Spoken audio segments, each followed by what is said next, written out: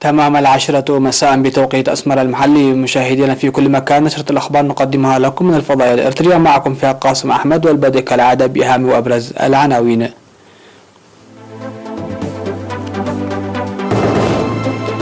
إصابة 44 مواطن بفيروس كورونا. تنظيم سيمينار لتعزيز قدرات وكلاء الصحة الريفية في مديرية أرعتة. العمل لتطوير خدمات مركز أسمرة للعلاج الطبيعي.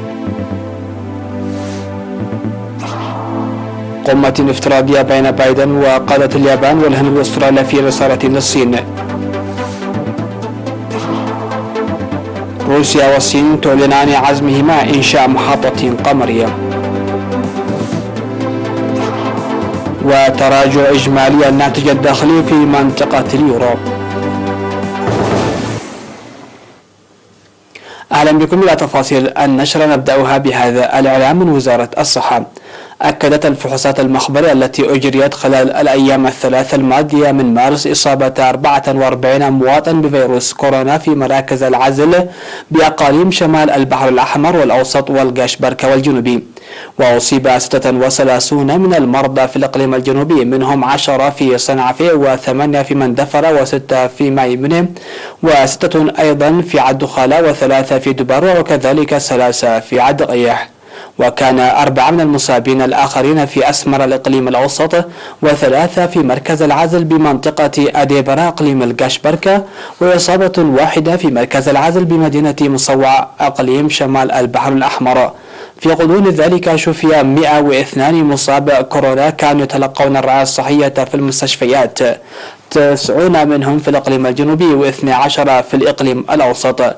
وبهذا بلغت عدد الإصابات بفيروس كورونا في البلاد حتى الآن 2987، شفي منها 2537 ووفاة 7، ولا يزال 443 مصاب يتلقى الرعاية الصحية في المستشفيات. وزارة الصحة 10 من مارس 2021.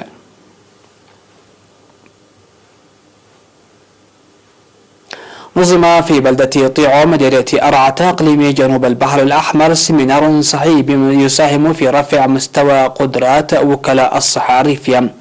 وقال مسؤول وحدة تنسيق ردود الفعل الأمراض المعدية في فرع الصحة بالإقليم السيد دانيال صومه إن مهمة تأمين الصحة المجتمعية لم تكتفي في المستشفيات فقط، وإنما تتطلب التحرز والرعاية المرتكزة على الوعي العالي، مشيرا إلى تنظيم السيمينار لرفع مستوى وكلاء الصحة الريفية.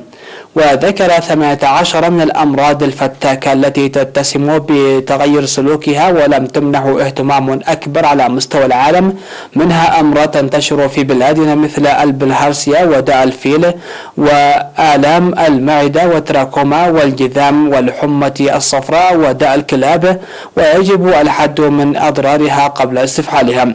وذكر سيد دانيال بأن الدراسة التي أجريت في عام 2014 كشفت انتشار داء الفيل في مدينة أرعتة، وتجري حملات توزيع الأدوية للمرة الرابعة بهدف معالجة المرض من جهة، ومن جهة أخرى القضاء عليه مرة وإلى الأبد، مناشدا وكلاء الصحة الريفية بذل الجهود لإنجاز المهام بنجاح.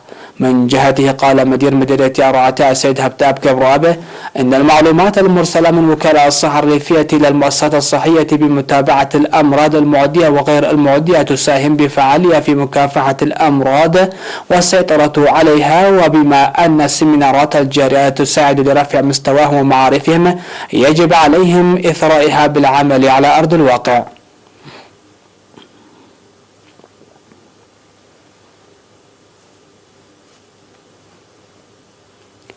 يجري العمل لتحسين وتطوير خدمات مركز أسمرة للعلاج الطبيعي الكائن في مدينة قديف بالعاصمة أسمرة الإقليم الأوسط. وأوضح مسؤول المركز إخصائي العلاج الطبيعي والوخز بالإبر السيد برهان حيالو إن المركز يضم 4 أقسام: قسم العلاج بالكهرباء والوخز بالإبر والحركة الجسدية، بالإضافة إلى تقويم السلاسل الفقرية والعمود الفقري السفلي، فيما يعد لبدء خدمات الصحة المائية. وذكر السيد برهان بأن المرضى بأن المرضى يأتون من مختلف مناطق البلاد بمعيتهم مستند من المستشفيات، ويستقبل المركز يوميا حتى 10 مرضى جدد إضافة إلى 160 من المرضى الذين يتلقون الرعاية في فترة تستغرق ما بين 15 إلى 20 يوما، موصيا المواطنين ممارسة النشاط الحركي يوميا والحد من العادات الضارة. وناشد الإخصائيون الناشطون في المركز كافة المواطنين الإسراع إلى المركز للحصول على الخدمات الصحية اللازمة في حال الشعور بالتغيرات والآلام. وقال المستفيدون من الخدمات إنهم لامسوا تحسن جيد في صحتهم بفضل الخدمات المقدمة من المركز، مناشدين المرضى للمتابعة الجادة للخدمات المقررة لهم. هذا ويضم مركز أسمرة للعلاج الطبيعي الناشط تحت وزارة الصحة الخدمات ب42 إخصائيا يقدمون خدمات ناجعة. حققت أنشطة النظافة المجتمعية في مدينة حقات نتائج جيدة للإصحاح البيئي ومكافحة الأمراض المعدية. وأوضح مسؤول الإصحاح البيئة في المدينة السيد موسى قبر هيوته أن أنشطة النظافة التي بدأت منذ عام 2009 مكنت من إصحاح بيئة 56 قرية تشمل 82% من السكان. وقال أن العمل مستمر لإصحاح بيئة القرى المتبقية، مشيدا بالجهات الفاعلة لتنفيذ البرامج.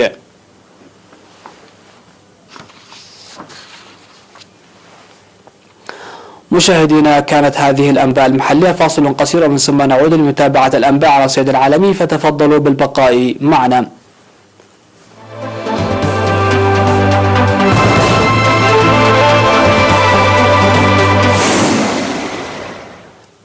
أهلا بكم. على الصعيد العالمي، أعلن البيت الأبيض أن الرئيس جو بايدن سيعقد الجمعة مؤتمرا عبر الفيديو مع رؤساء وزراء كل من أستراليا والهند واليابان في أول قمة على الإطلاق يشارك فيها الرئيس الديمقراطي في إطار هذا التحالف الرباعي الرامي لإقامة توازن مع الصين. وبعد كندا والمكسيك ومجموعة السبع، ستكون هذه إحدى القمم الافتراضية الأولى لبايدن الذي وعد بإعادة إحياء العلاقات مع الولايات المتحدة وحلفائها التقليديين. وقالت المتحدثة باسم البيت الأبيض جين ساكي للصحفيين إن واقع أن الرئيس بايدن اختار أن تكون قمة كواد إحدى أول فعالياته المتعددة الأطراف يظهر الأهمية التي توليها للتعاون الوثيق مع حلفائها وشركائها في منطقة المحيطين الهندي والهادي. وأتى تصريح ساكي بعيد إعلان الهند أن رئيس وزرائها ناريندرا مودي سيشارك في قمة التحالف الرباعي التي ستناقش خصوصا ملفي التغير المناخي وجائحة كوفيد-19، وهما أولويتان للرئيس الأمريكي. وأطلق الحوار الأمني الرباعي عام 2007، وتعود الفكرة إلى إيجاد شركاء من أجل إقامة توازن مع الصين الساعدة بقوة.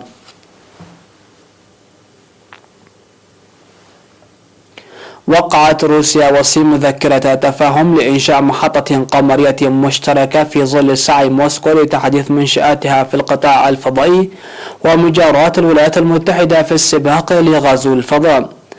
وبعد ما أرسلت أول إنسان إلى مدار القمر خلال الحقبة السوفيتية، تسجل روسيا في السنوات الأخيرة تأخرا في السباق مع واشنطن وبكين لإرسال مركبات فضائية إلى القمر والمريخ.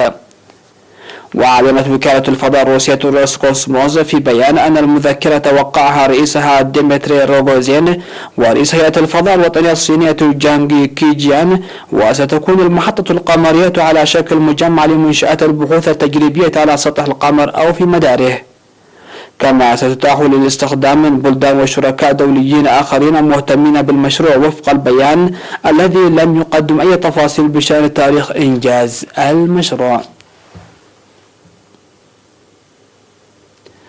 أظهرت أرقام كشفها المكتب الأوروبي للإحصاء يوروستات أن انخفاض إجمالي الناتج الداخلي في منطقة اليورو عام 2020 جاء أقل بقليل مما كان متوقعا، وبلغ سالب 6.6% مقارنة مع ما كانت متوقع أساسا. والتراجع في كل دول الاتحاد الأوروبي كان مماثلا، حيث بلغ سالب 6.2% على وتيرة سنة مقابل سالب 6.4% كانت متوقعة. على الرغم من مقاومة أفضل ما كان متوقعا في نهاية العام بفضل الأداء الجيد للصناعة الألمانية، كان أداء أوروبا أسوأ بكثير من منافسيها. وفي العام الماضي انخفض إجمالي الناتج الداخلي بنسبة 3.5% في الولايات المتحدة و3.1% في روسيا، وارتفع بنسبة 2.3% في الصين.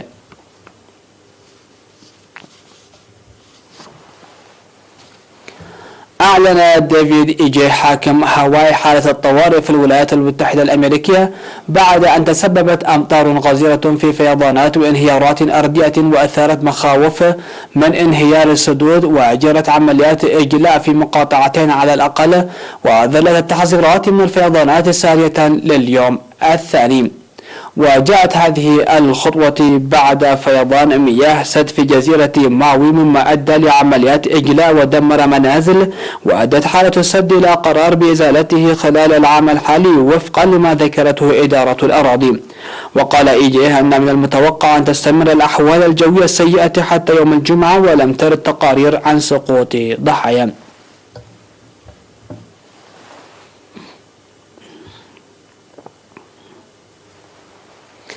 مشاهدينا، هذا كذا انتهت نشرة هذا المساء. هذه تحيات الفريق العامل، ودمتم في أمان الله.